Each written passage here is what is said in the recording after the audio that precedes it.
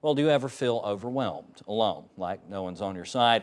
According to our next guest, it's important to remember that there is always hope. Scott Wimberly is the author of Aggie, A Story of Reconciliation, Hope, Encouragement, and he's here to tell us about his book. Scott, thank you very much for being with us today. Thank you. Thank you. And this is the book right here? All right. And just tell us a little bit about it. What inspired you to write it, and what is the story of Aggie? Well, the story of Aggie is about a man and his family here in Tuscaloosa. It's a fiction, but it's based in Tuscaloosa. And it's about a guy named Travis is actually one of the characters, and he has addictions in his life. And I think that we all can have dealt with addictions of some kind or another. And it's how his family treats him, how his church treats him, and then how his friends treat him once he comes clean and admits, and gets it out there that he does have a problem. And Aggie is a guy that comes alongside of him and kind of walks with him through the process of reconciliation and restoration. What inspired you to write this book? Is it based on someone you know, maybe a little bit of yourself and some other people, or? Yeah, my family have dealt with addictions. Again, I think we all have dealt with something that even if it's a good thing, too much of a good thing can be bad.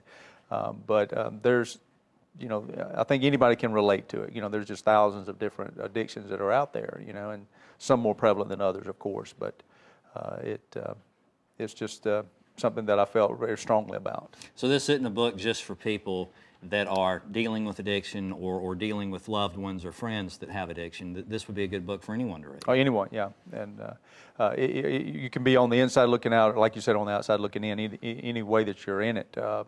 I'm sure somebody, either you have the addiction or someone you know has an addiction or has been through it, or maybe one day will have an addiction.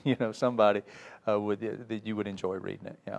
A lot of authors say that while they're writing, at some point they'll have a eureka moment and they'll be like, gosh, that was really good. I can't wait for people to get to read this part of the book. Is there a eureka moment in this book? The line that Travis is talking with Aggie, and he says, I'm surprised at how dirty people treat me once I come clean. Really? And that was the moment I realized that how I had treated people that maybe were dealing with something that I hadn't had to deal with. And so I look at them like, I can't believe you're dealing with that. Why can't you, do better than that? This, that, just kind of judgmental, critical, and I realized then how many people I had treated dirty when they come clean. So you learned a lot. I learned, yeah, it humbled me quite a bit. There you are. Yeah. It's amazing how writing can do that. Oh, yeah. All right, well, real quickly, we're almost out of time, but the folks at home, if they're interested in picking up a copy of Aggie, where can they do it? The easiest place right now would be scottwimberly.com, and we've changed the website up just yesterday to where the clicks are right there for you at Barnes & Noble and Amazon and different places.